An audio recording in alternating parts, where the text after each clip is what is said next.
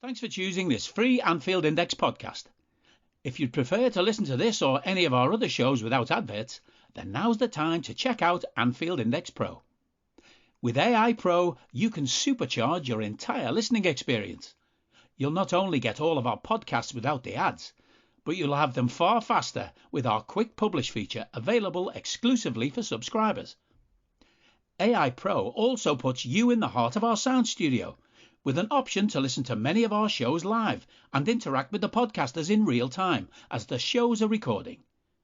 Upgrading couldn't be easier. AI Pro is available on all popular podcast platforms, and we have our own apps for Apple and Android. Just head on over to AnfieldIndexPro.com and get started today. Podcasting to you from my field here in beautiful rural Ireland. I'm Trev Downey, and this is Money Talks with Chatra for Anfield Index Pro. So let's not wait another second before saying hello to the man himself. Mo, how you doing, man? Yeah, awake again after watching Chelsea versus Liverpool as we record this, and my word, quite the cure for insomnia that was. Absolutely. Drab, sort of incident free and very low quality game of football, to say the least.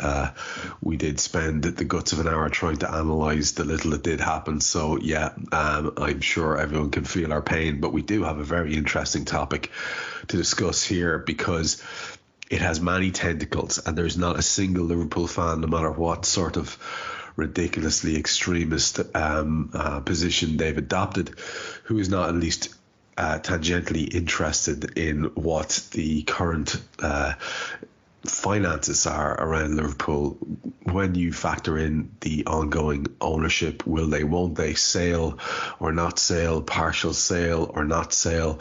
And then we have, of course, the remarkable revelations this week in the Deloitte Football Money League. So I think we'll just get cracking straight into it, Mo, because you've structured a show here for us which has a lot to get through. So let's begin with that publication of the Deloitte Football Money League. Just in the past week there, obviously, as I've alluded to, created quite a buzz, quite a stir amongst all the Reds who are asking many pointed questions on the back of it. For people who may have missed out on it, or people like me who are perhaps not exactly financially clued in, or perhaps vaguely agnostic when it comes to this type of thing, could you maybe recap the key findings of the Deloitte Football Money League for our listeners? Yeah, sure. So Deloitte release a report each year, and this is its 26th publication now, annual publication, the Deloitte Football Money League, and it ranks the 20 top football clubs from around the world based on revenue. And the, I suppose, good news, if you want to look at it that way, is that Liverpool have placed a third. So of all of the clubs from the 2021-22 season, Liverpool placed above every single club in the world bar two, and those two clubs were Real Madrid, that came in second place, and Manchester City, that came in first place. So well done, Manchester City, for coming out on top. But I'll come on to them in just a moment. So Liverpool did fantastically well, achieved a record-breaking turnover of £594 million, which is absolutely staggering. You have to go back only a few years to around 2016-17, say, when the revenue was in the region of about 360 million. So it has increased significantly in just the space of 5 seasons, from 2016-17 to 21-22, from 360 million to 594. And it really does demonstrate that Liverpool are certainly, in terms of revenue, if nothing else, an absolute powerhouse. And for the first time, Liverpool, within the Deloitte Football Money League, has finished above Manchester United. Manchester United's turnover for 21-22 was £11 million less at £583 million. PSG came in at £554 million to round off the top five.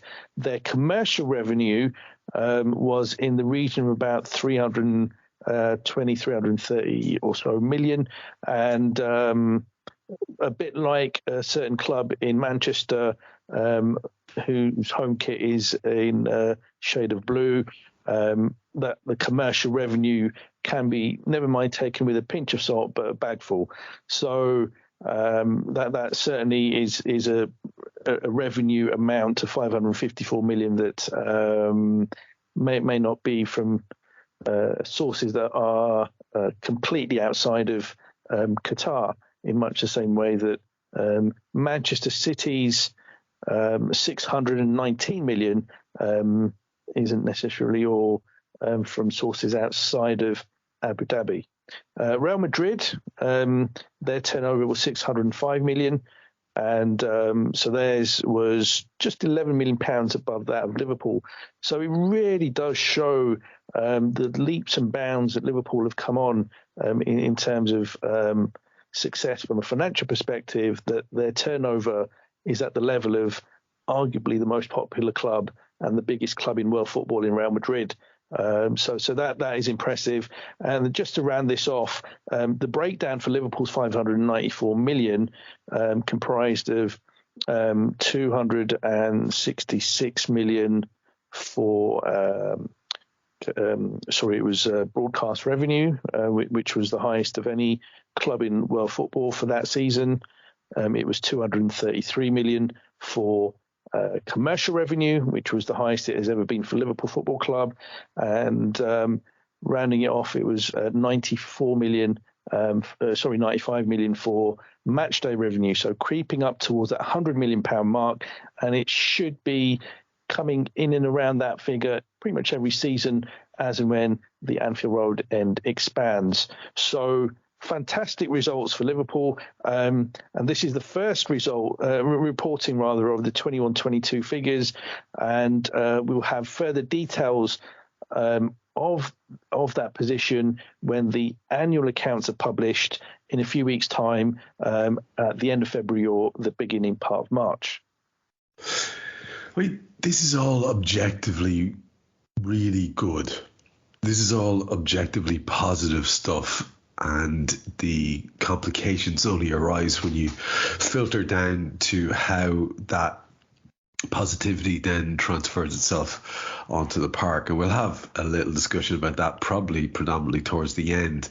But just what about people, like I said, the online community is just full of extremity and loyalists to one point of view or another. And obviously there was a big reaction to this information coming out. People who are very high on FSG have pointed to the fact that the club finishing so high, third place, as you say, is really a sort of validation for the way that FSG run the place, that they are doing a really, really good job in that regard. Where do you land on that? Do you share the view that Liverpool are in such an elevated, lofty position in that Deloitte Money League because of FSG's stewardship? Are you that person who has everything? The coolest merch and those must-have fan threads? Well, over at our Anfield Index shop, we've gone that extra mile when it comes to pimping up your Liverpool collection. From our popular range of bespoke design t-shirts, sweaters, hoodies and hats, to our signature edition mugs, prints and coasters, all provided with fast worldwide shipping. We have something for every red. We also stock official LFC merchandise and are licensed with the Premier League and UEFA to sell official iron-on shirt badges and sleeve patches. As a listener to this podcast, you can get 10% off everything with coupon code AIPRO10. Just head over to AnfieldIndex.shop or find us on Etsy by searching for Anfield Index. I think there is some truth to that argument, and I don't entirely agree with it necessarily. I think if you look at the breakdown, 594 million is nothing to be sniffed at. It's one of the highest amounts of revenue any football club has ever generated. So, in terms of all clubs in any season, that brings Liverpool's 21-22 turnover into, I think, probably the top 15 or 20 of all time. So that's the level to which that income was generated. Certainly, FSG had put the things in place to achieve that. So what they put in place was obviously Jurgen Klopp as manager. They brought in Michael Edwards as sporting director. And between the two of them, along with Mike Gordon representing FSG, that triangle of terror wreaked havoc on our rivals when it came to recruitment in that purple patch between 2016 and 2018. And that recruitment propelled us to these unprecedented heights over the last few seasons, which in turn has helped us to generate the levels of revenue that it has. But I do still feel that, and it's something I have talked about on Money Talks before, that I think that some of this success has been achieved in spite of the model FSG have implemented rather than because of it. So I think if you look back at last season, we played pretty much every single possible game we could, which then helped us to generate 95 million of match day revenue. And because of that on-pitch success, that then in turn helps to generate great levels of commercial revenue too, most notably through the night deal, and that is dependent on selling many kits all around the world, and obviously that isn't possible unless there is that success on the pitch. But then when you look at broadcast revenue, again, finishing in the top two in the Premier League, as well as finishing in the finals of the Champions League, helped to generate 266 million of broadcast revenue. And I would argue that was achieved more because of Jurgen Klopp and his coaching staff than it was because of the FSG model and of FSG themselves. So I think my answer is it's a group effort. I don't think it's fair to say that it was achieved because of the ownership. In much the same way that you wouldn't find other fan bases necessarily saying that our turnover has been achieved because of our ownership or those in charge of our club. I think that more of the credit does belong to Jurgen and the guys involved in recruitment and coaching, as well as obviously the players themselves, and that is something that is very important. And just linked to that very quickly, one of the other points to note is that alongside that sky high levels of revenue, we also saw the wage bill reach its highest ever mark for Liverpool Football Club at £368 million. It's an eye-watering amount, Trev, and it's an amount of money that was about £65 million in excess of the wage bill from the previous season. Sorry, £54 million, I should say. So it was a very significant increase in the wage bill, and that is due to the fact that we have heavily incentivized deals, and the fact that these players won more games than pretty much any other club in the world means that win bonuses were paid out through the nose, and on top of that, with the goals scored, clean sheets, etc. Again, all of these result in bonuses being paid out to players, and so no wonder then that the wage bill was so high. And then at the start of the 21-22 season as well, we did see a raft of contract extensions for the likes of Alisson, and obviously the more contentious one was that of Jordan Henderson. But again, all of those big increases in terms of the contract renewals also played a part in that wage bill going up. So again, one of the things that FSG's advocates will argue is that it demonstrates that we pay very handsomely. It's the fifth biggest wage bill in world football, and they will say that that is part of the reason why Liverpool has now become a destination rather than a stepping stone.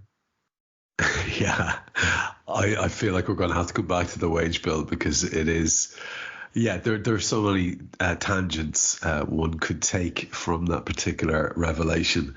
But I want to just stick with the area that we started with. So if it's not necessarily 100% down to the glorious stewardship of FSG that we find ourselves in the lofty position we do in that Deloitte League, there is, of course, a counterpoint to that.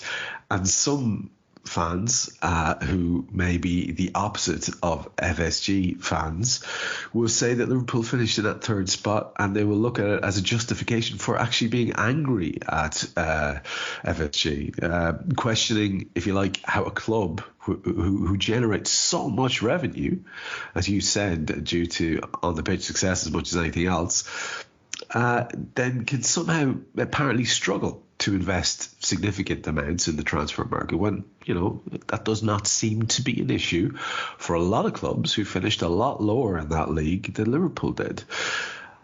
That is a point of view you might have some sympathy with as well, Mo. I do, and I tend to have a bit more sympathy towards that view than to the argument that FSG have delivered massive success for Liverpool Football Club, almost aligning the credit that they receive to the same platform as perhaps a Jurgen Klopp.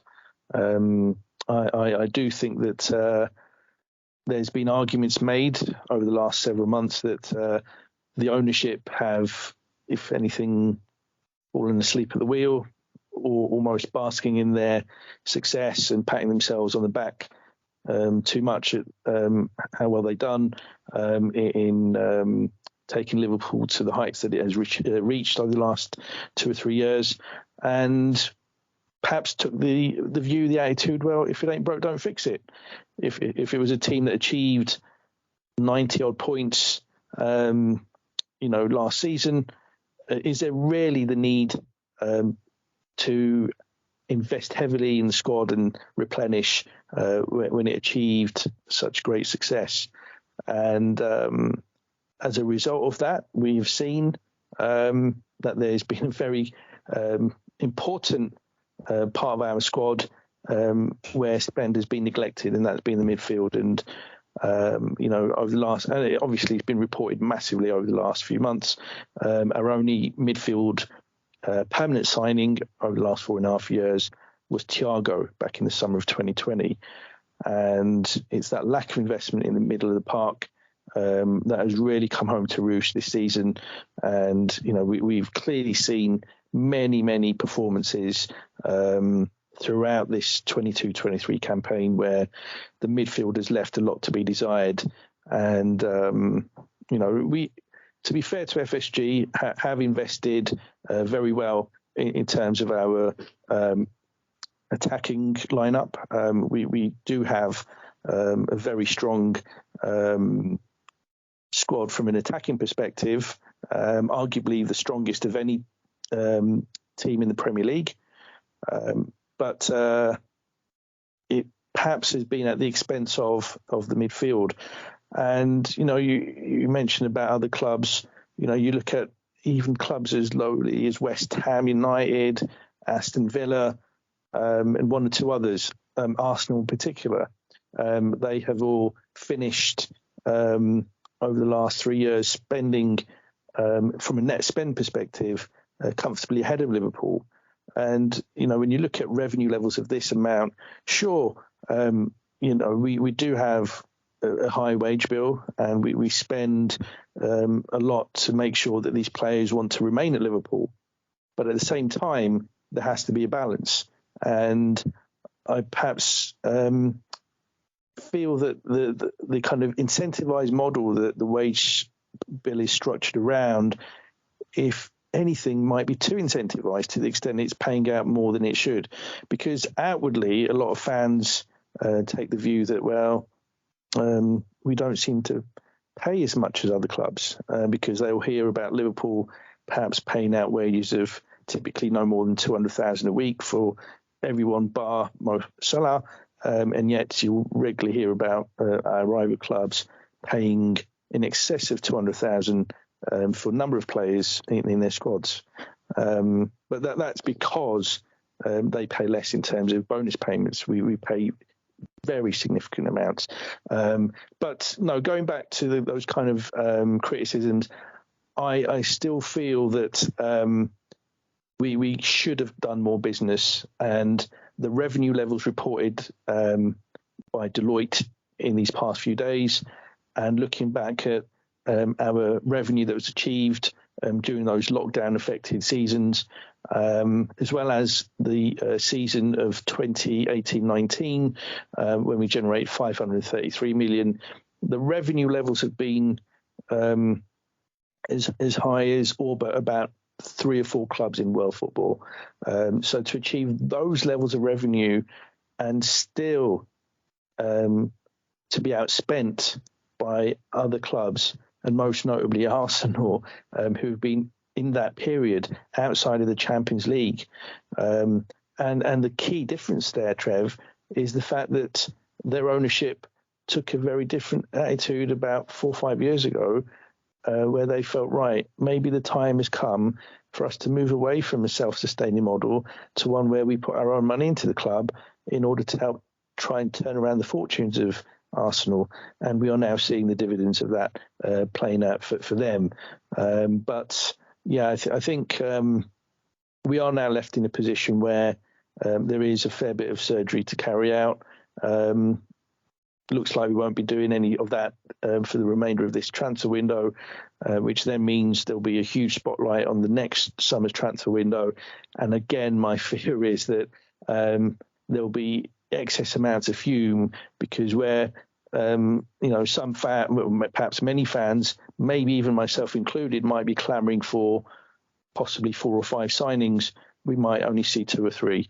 And again, there'll be scrutiny of the finances and questions asked about, well, where is the money going? So again, people will end up directing some of those questions at me on Twitter, and my timeline will definitely be very interesting over the summer months during that transfer window.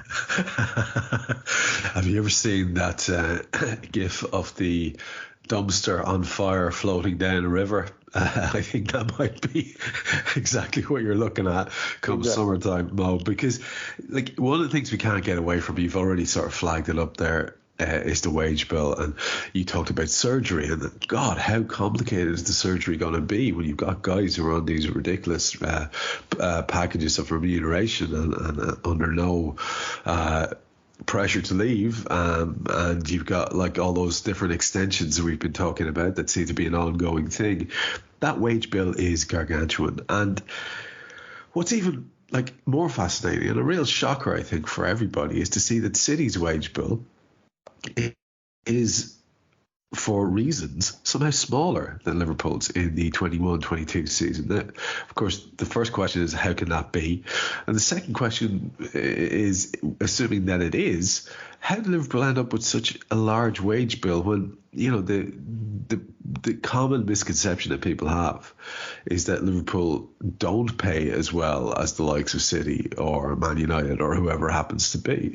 Now, you have kind of already suggested and kind of answered this already in terms of the different stipulations in contracts around rewards for tasks achieved.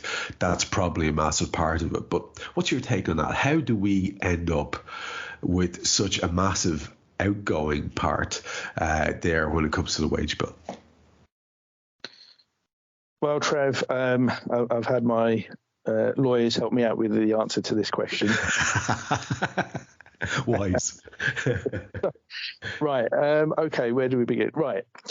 So the City wage bill officially was £353 million in 21-22. Our wage bill was 368. So our wage bill was officially £15 million higher than Manchester City in a season in which, granted, we progressed further in the Champions League than they did, though we clearly finished below them in the Premier League. And in the other domestic cup competitions, again, we clearly had more success than they did. But you would imagine that win bonuses for the FA Cup and the Carabao would not be anywhere near as high as they are for the major competitions of the Premier League and the Champions League.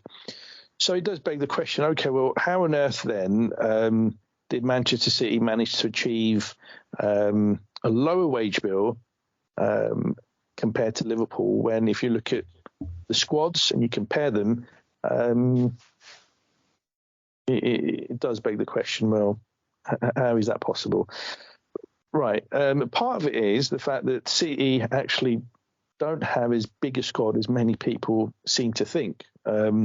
So Manchester City do actually normally keep a smaller senior squad of around 20 or so players, maybe 21.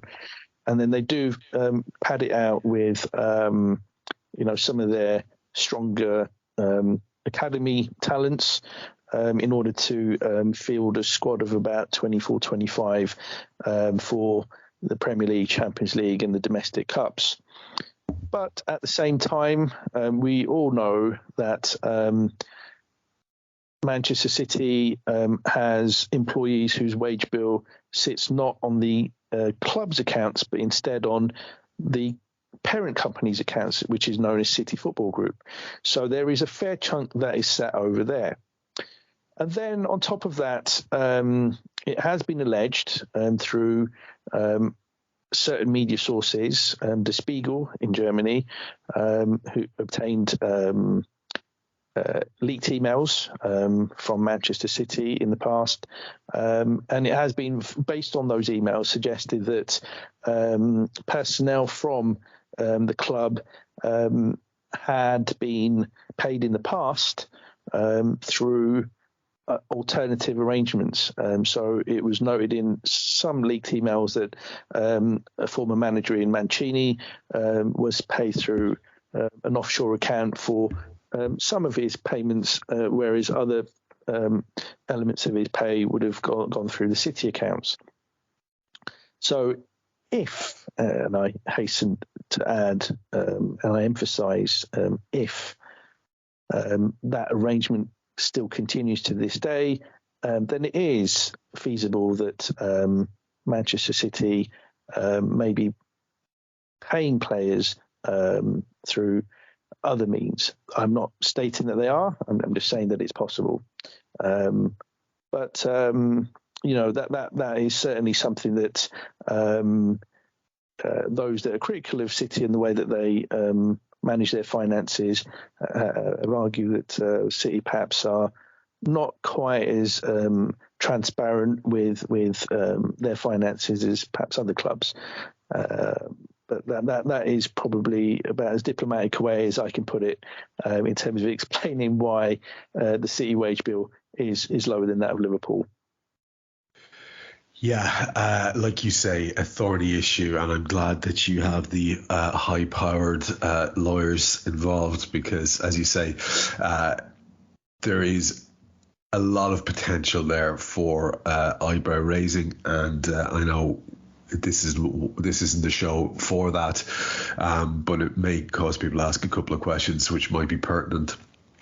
As we move along a little bit, we kind of have to stick to this wage bill for a second.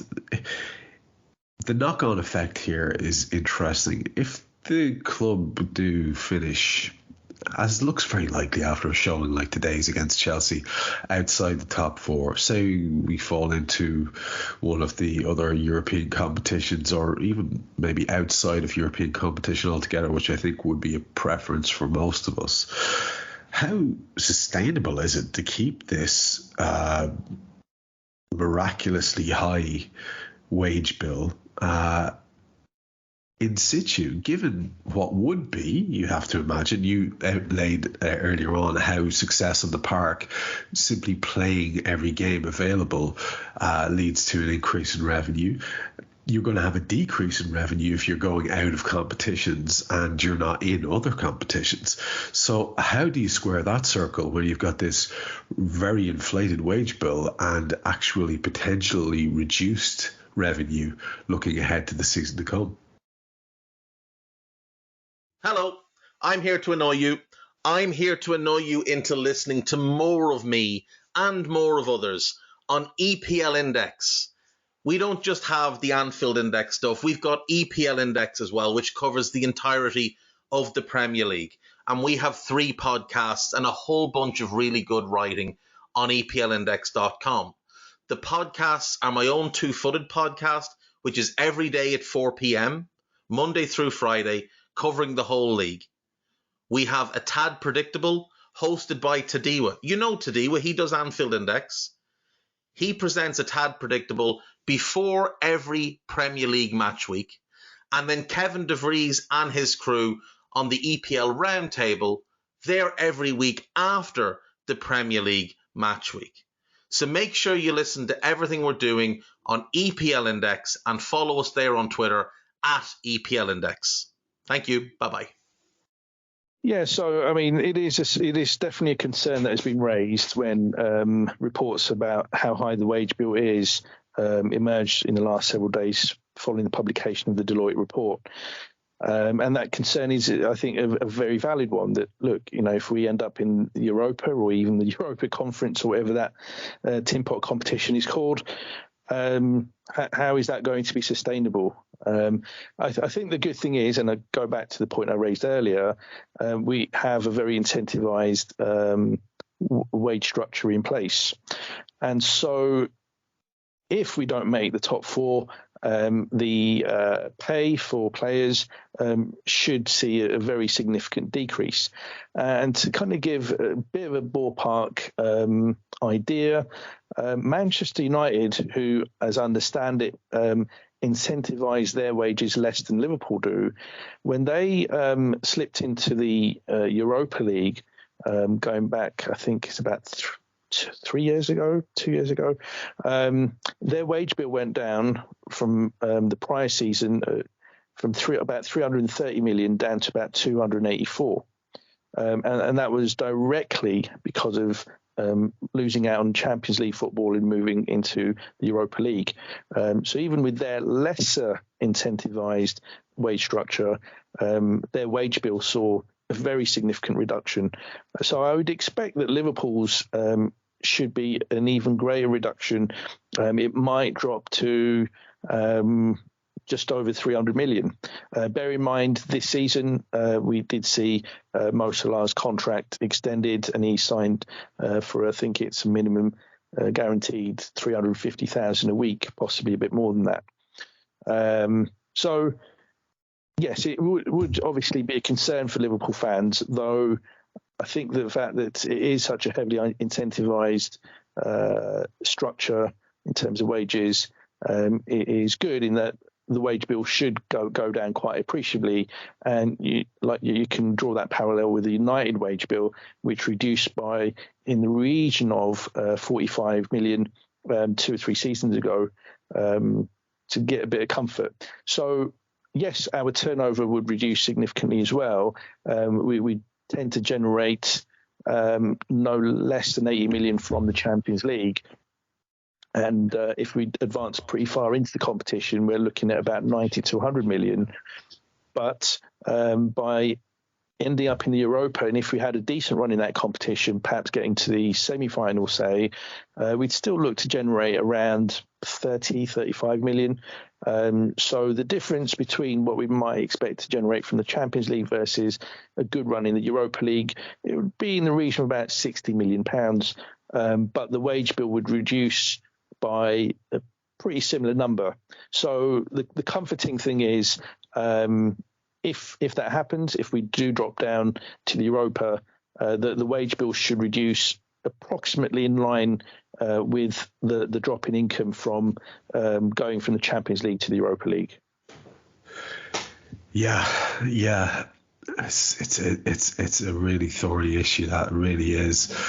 And like to try and swing it back to one of the more positive things that we gleaned from this Deloitte publication, Liverpool's commercial revenue grew again to a record high this time of £233 million.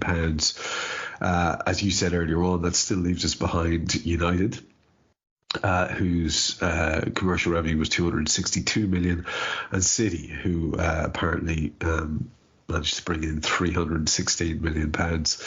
And again, for listeners, I am saying an awful lot of these things with one eyebrow pretty much off my head in terms of being raised. What do you think about Liverpool's comparative achievement there in terms of how they fared against the two clubs from up the M62? Well, let's start with United, which is the easier one to talk about. So, yeah, certainly well done to Liverpool. The gap in terms of commercial revenue is, on the whole, closing. I say closing. It was actually a smaller gap for the prior season of 2020-21. But that was because in that season of 2020-21, income from one of the key sponsors stopped completely for United, and that was reinstated in 21-22, which was the front of shirt sponsorship for Team Viewer. Whereas the prior season, Chevrolet, that payment stopped early into that season, so that took quite a hit on the United commercial bottom line. But nonetheless, it's encouraging that whilst United's commercial revenue has actually been decreasing in the last several years, Liverpool's continues to grow.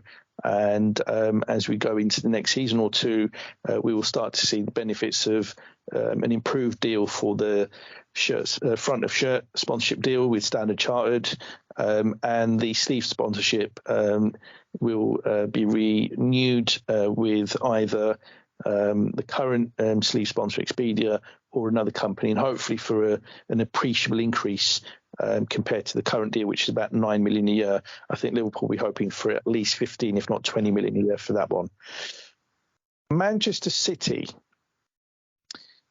£316 million.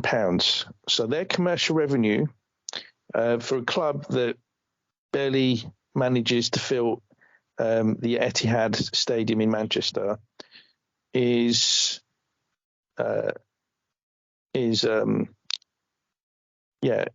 quite staggering. Right. So again, with the help of my lawyers, I've come up with an answer to this one.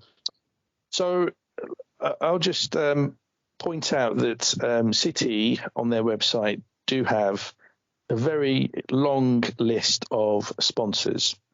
Their biggest sponsor that is not linked to Abu Dhabi in some form or fashion is Puma, and they signed a deal a couple of years ago with the City Football Group worth 65 million a year, which was to cover not only Manchester City Football Club but the other 10, 11, 12 clubs that are part of that multi-club model.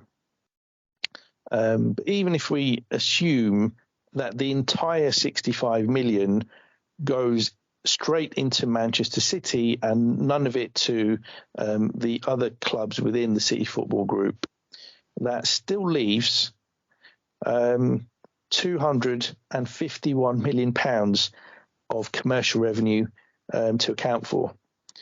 Now, the other main sponsor for Manchester City is Etihad, and they sponsor the shirt, front of shirt, and the stadium.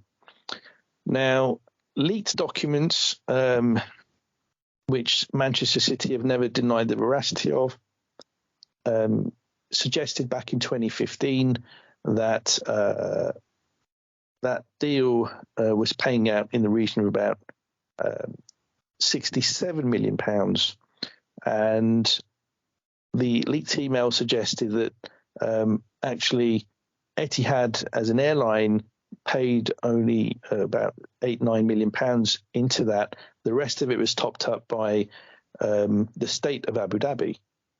I'm not saying that is exactly what is happening, but that is what the leaked email suggested.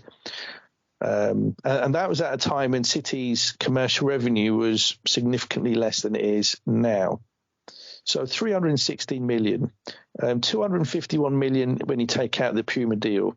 And yes, they've got other sponsors such as Nissan, a company involved in crypto, the likes of Tinder. But a lot of these deals will typically be only worth, for a normal football club, around $500,000, 1 million, 1.5 million a year. These are sponsorship deals where your logo will be displayed in programs. It will be displayed on those boards that you see behind players and managers when they're carrying out interviews before and after a game. But that's pretty much it. There's obviously a decent shirt sponsorship in place as well for City, which, again, if you're being generous, maybe paying out about 10 million a year. But you're still talking 240 million from the remaining sponsors. And when you then look at what sponsorship deals for these other minor sponsorship deals normally pay out to most football clubs, typically 1 or 2 million a year, you're then expecting a very, very, very significant amount of money coming through the Etihad sponsorship deal. So Etihad clearly are extremely generous in terms of paying out towards their sponsorship of Manchester City. They clearly feel it's worth very, very handsome sums. And the other thing to say is that clearly Manchester City's commercial department has absolute miracle workers, because in order to be able to generate those amounts of commercial revenue for a club whose fan base is clearly smaller than a lot of the bigger clubs around Europe is all the more jaw-dropping. So hats off to Manchester City's commercial department. I don't know how you do it, but fair play to you, lads. I think that's the best place for us to leave it, just that there are obviously a tremendous bunch of lads all in, and step sort of gingerly away from that particular subject and let other people get veins popping in their neck as they address it. We want to talk, there's a very big elephant in the room here throughout all of this conversation, which is the potential sale of the club, the potential departure of the owners, or whether it'll be a partial sale, all that type of thing. The big unanswered question that is driving an awful lot of us a bit scatty because of the clear knock-on effect that it has on everything and will have on everything. And before we look at that specific thing about, the whole idea of what you think is going to happen around the ownership, there is a situation, perhaps, I guess, where FSG stay around. Now, in your Twitter thread that a lot of people have read, you did basically say that change was necessary, that FSG either needed to change their model if they are going to stay around and have a majority stake, or that selling up, which we'll discuss in a bit, would be needed in order for the club to basically remain competitive as the years move on. Now, with the revenue amounts at the levels that we've already talked about, do you objectively a good news story, do you think change is really required, or is there some way in which the current ownership or next in the gap could tweak things in a minor way, and the existing model therefore could prove effective in an ongoing way? I don't need a VPN. I've got nothing to hide. This is what I used to tell myself before I hooked up with LibertyShield.com. Not only is my home internet now fully encrypted, but I can now access all the websites I want, whenever I want, and do so from absolutely anywhere. As a Liverpool fan, I love to know I can now watch every match, regardless of whether it's on UK TV or not.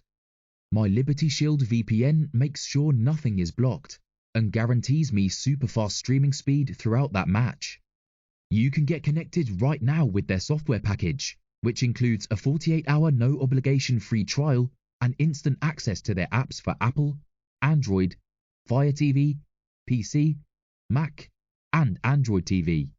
Or go a step further like I have and get one of their pre-configured VPN routers. These small but powerful devices allow you to easily connect every device in your home to VPN, making it the perfect solution for smart TVs, mag boxes and games consoles. Visit libertyshield.com today and use coupon code AIVPN25 to get 25% off at checkout.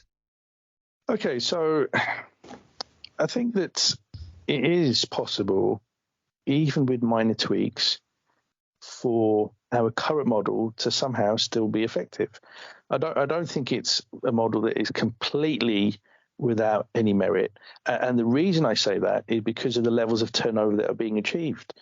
If Liverpool were able to achieve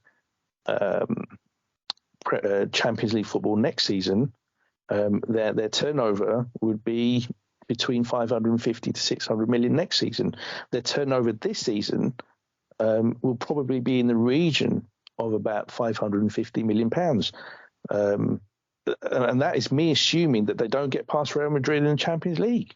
So I'm assuming on that basis that they miss out on the top four and they get knocked out against Real Madrid in the Champions League last 16.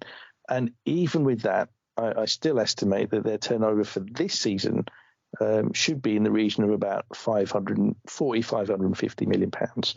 So with those amounts of money being generated, and then going into the following season, where, again, I'm assuming no Champions League football, so therefore the wage bill comes down quite significantly, but still managing to achieve turnover of perhaps about 500 million. And if they do manage to get into the Champions League, again, turnover about 550 million plus.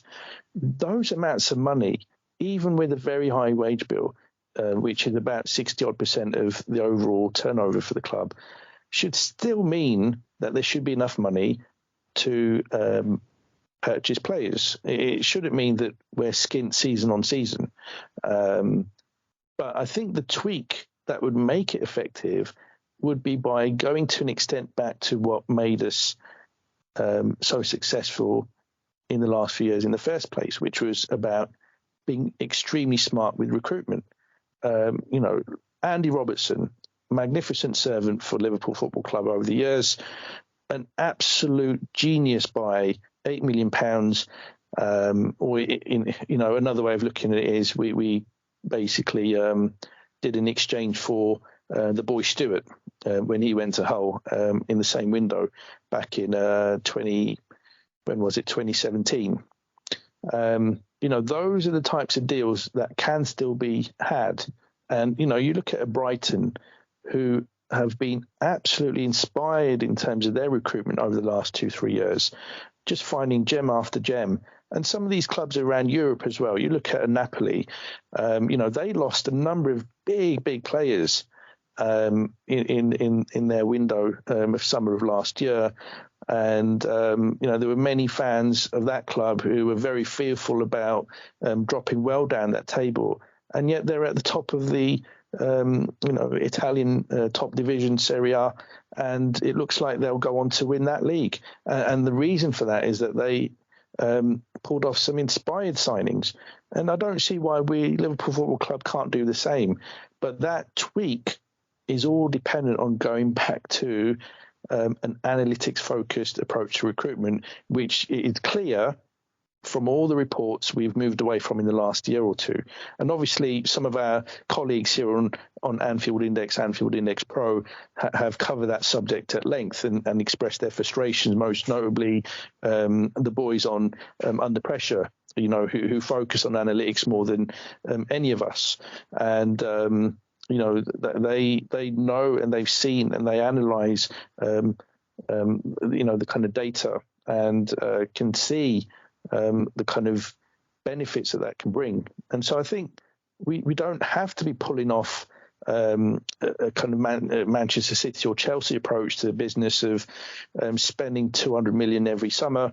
You can have, yes, certain windows where you might look to buy a unicorn like a Jude Bellingham for eye-watering sums of money, but that can also be supplemented by some very smart, astute signings of players that have a very low profile, have largely slipped under the radar, and you get them in at about the age of 19 to 21 for a few million quid before somebody else snaps them up. Enzo Fernandez apparently was a player that we could have signed in the summer. He ended up at Benfica, and if we tried to sign in this window, he would have cost, again, in the region of about 103 million pounds. So if FSG were not to move on, if they decided, right, we tested the waters and we didn't see anything that took our fancy, and we'll stick it around for another few more years. Tweaks to the model, I think, can make things work. I personally think it's still an outside bet for it to work, because of the fact that we've clearly seen a shift in the way that we operate, where our man Pep Linders, who does come in, I think, for some unwarranted criticism, because bear in mind, he was Jurgen's right-hand man last season, where we nearly won the lot, and we barely heard a peep about him then. But nonetheless, it's clear, though, that he and Jurgen are a lot more involved in decision-making around recruitment. And I think if we can go back to what brought us to the dance in the first place, with a little bit more of an analytics focus and giving a bit more kudos and value to, the nerds, as Dan Kennett calls them, then I don't see why the current model couldn't still deliver success. Now, I kind of like this stage of the show that we've gotten to, where we've got you in speculation mode, and I think that's where we'll finish. We'll wave goodbye to the boys from Deloitte and focus away from the Money League for a while, but stick with a subject that we've already brought up here, which is the potential sale of a minority or a full stake in the club, which is just continuing to generate endless amounts of raucous discussion, speculation, debate. We have some very interesting stories, often wildly conflicting, coming from different parts of the world, from different levels of trustworthiness in terms of the reporters associated with them. And nobody is any the wiser about what the end result might well be. So I do just want to take you down the primrose path of speculation just to finish the show, and ask you what you think is likely to happen here. Have you seen any indicators? I know you like to look at clearly look at the financial side of things. Do you see anything? I've heard a few people say things like, for example, minority stake, that doesn't make sense for anyone really, so they dismiss it on that ground. Where do you think it's heading? And just to complicate issues, we saw potential good news for United to have somebody, a very rich, well-known Brit, Mr. Ratcliffe, making eyes at them. So how does that conflict and contrast and complicate any potential future ownership of Liverpool, when you've got Man United simultaneously, apparently, in the same boat? So where do you think this goes, Mo? And do you think the United thing complicates it for us in terms of perhaps a negative impact, or is it something that we don't really have to worry about? Well, right, before I kind of answer the questions, I think one of the things that I think has become really clear over the last couple of months since David Ornstein first broke the news through The Athletic is that many fans across, many Reds across the globe are very clearly emotionally invested to a huge extent in the club and its fortunes. And that's why this is such a passionate debate, where you see it every single day on Twitter, where, you've got different sides of the argument falling out massively, getting personal even. And the reason that happens is because of the emotional investment that these fans have. And, I get that. Liverpool is dear to all of us, and we all want what's best. And some people feel what's best is a change of ownership. Other people feel strongly that, better the devil you know than the devil you don't. And be careful what you wish for is a kind of line that's often trotted out. I think the situation, and again, you're right. I mean, pure speculation mode here is likely to pan out in an outright sale or a majority sale, where FSG still stick around, but as minority shareholders. Now, that is at odds with the reports coming out from the likes of Jane Pearce and one or two others, where the suggestions have been there's not been any really strong interest, and on top of that, if anything, a minority stake will be sold. I think that that's posturing. I think that that is FSG saying to prospective bidders, look, the kind of initial figures that you've been kind of floating under our noses haven't really taken our fancy. We're not in any rush to sell. If you really want this club, or if you at least want to buy out a majority of it, you're going to have to do better. So I think that's all part of the dance. It's all part of the game that is being played. So I think anyone that is very keen for the ownership to go completely, or to at least relinquish control of the club through sale of a majority of the shares, shouldn't take all of that to heart to a great extent. I think with No, I'm just nodding along, man. I'm just nodding along. I feel like the uncertainty is huge here, and we can only speculate. Do you know what? Sorry, finish your point, because there is a question I want to ask you at the end. But finish your point here that you were going to make. Sorry, and I'll come back at the very death.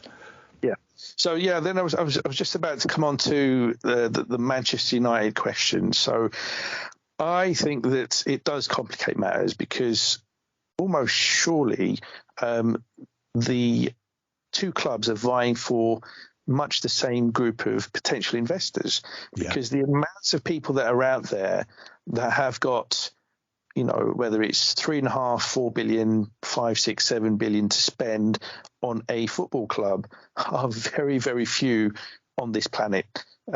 So inevitably, it will be a very small group of individuals or companies or consortium as such. So that will be putting pressure, because on the other side, from the United side, there are bullish reports that United expect a deal to be done within the first quarter of 2023, i.e. by the 31st of March.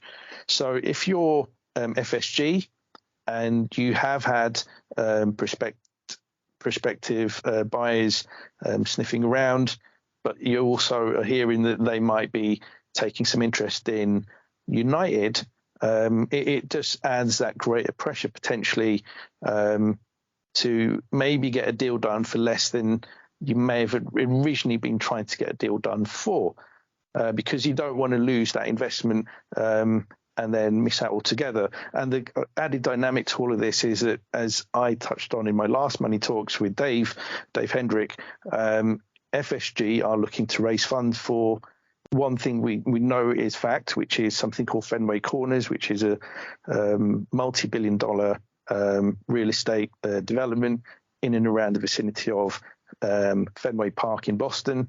And they may or may not be looking to generate funds to invest into another sports team in the United States. So because of that need to generate funds, there is an expectation that FSG need to raise substantial sums. And if it's only a minority stake that is being sold, and then there's fan pressure for that money to be invested into Liverpool, how much of that will be left to invest into an NBA or an NFL franchise or into Fenway Corners? So that's why I personally feel, and this is again me just speculating, that a sale outright or a majority shareholders sale is the most likely outcome in due course. Which brings me back to where I was going to cut across you there earlier on, and you've set it up nicely here, because I've seen people who are decent people, people I follow on Twitter, like, because they've adopted a team and taken a side, they have been hacking the back off each other, blocking each other and screaming at each other and this type of thing. And it's all so premature, Mo, because nobody knows who the potential owners are yet. We can all make our points, our moral concerns can be raised and all that when and if something is actually confirmed. So until then, there's just an awful lot of needless energy wastage going on and negativity around it. But I do kind of feel like we should finish up by just asking, you've done a little bit of speculation, let's get a feel for your preference now, because we could read between the lines and listen to the things you've said on various shows, but do you have a preference yourself for what the situation is next season? I'll lay my cards on the table. I do have a preference. My preference would be that the current ownership sell to somebody else who will do right by us. You used the word unicorn earlier on. Maybe I have a belief and a hope and a dream of unicorns, but that's me. That's where I currently am, because I think we may have reached a sort of an impasse. You talked about, could we tweak it, or was it possible to tweak the current model? It all seems a little bit overly complicated. Whereas new broom sweeps clean and all the rest of it, and it might just be the excitement and the investment that would push us on and continue the Klopp era. That's my simple perspective on it, and based on not aligning to any of the current rumours. Do you have a preference for what the situation looks like ownership wise next season? Yeah, it is. Again, putting my cards on the table, I think that the best solution for Liverpool Football Club is for a change of ownership. I think even if that means that FSG end up retaining, say, 10-20%, ultimately it would mean that they would have ceded control to another group. But that other group would have to do, for me, two key things. Bring enough funds in order to be able to enable direct owner investment into the club. And this is something that I've discussed on Money Talks and tweeted about as well, that as and when Manchester United Football Club even sell and move on from the Glazers to whether it's Radcliffe or somebody else, in all likelihood, they will move away from their model of no direct owner investment into one where their new owner or owners invest into that club as well. And that will mean of the wealthiest 7 clubs in the Premier League, so the top 6 plus now Newcastle United, we would be the only one still trying to operate to a self-sustaining model.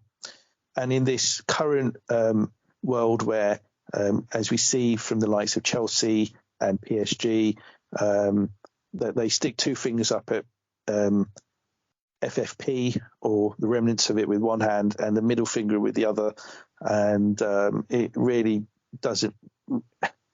It's barely worth the paper it's written on, and clubs are really very cavalier now in how they operate. So we can either try to rigidly stick to a set of rules that aren't really being applied and fall behind, or we adapt and change. And yes, we would have to adapt and change in a way that is adapting to an ugly, unpleasant aspect of football and modern football, which is that it's all about money. And it's a sad reality, unfortunately, of football, that's the way it's moving. But, we can either stick to principles and, ultimately in the longer term, struggle to compete, or we look to change. And that's why I think a change of ownership, where owners look to invest directly into the club, is one key requirement. And the second one for me is that they look to put in a really strong structure in terms of recruitment and squad management. And I think we've moved away from that in the last couple of years.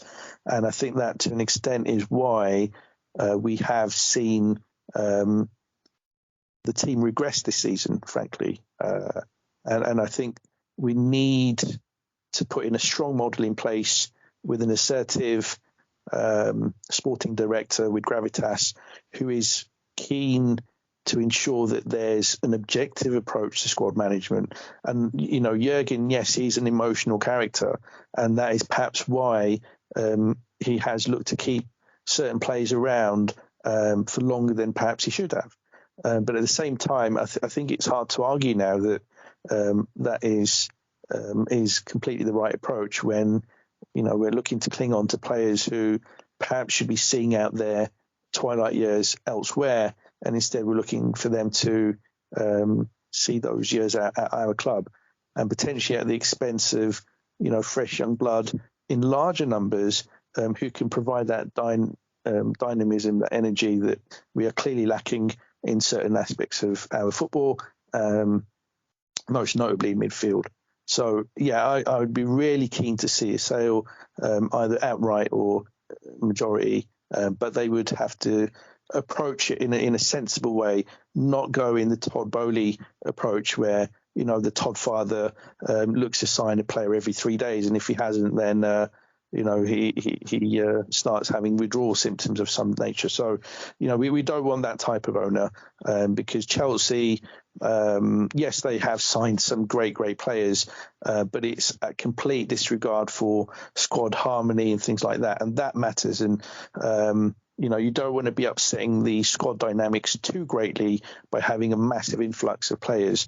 So it all has to be managed carefully, and obviously Klopp treasures that continuity very highly, and it is important. I would argue personally that he perhaps has valued it too highly at the expense of sufficient squad replenishment.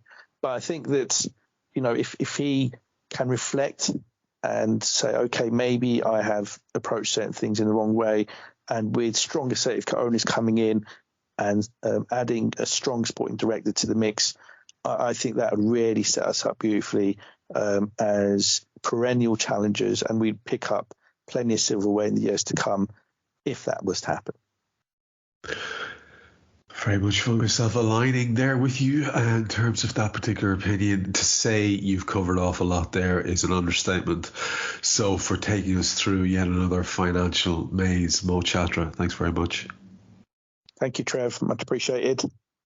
We hope you enjoyed listening to this Anfield Index show.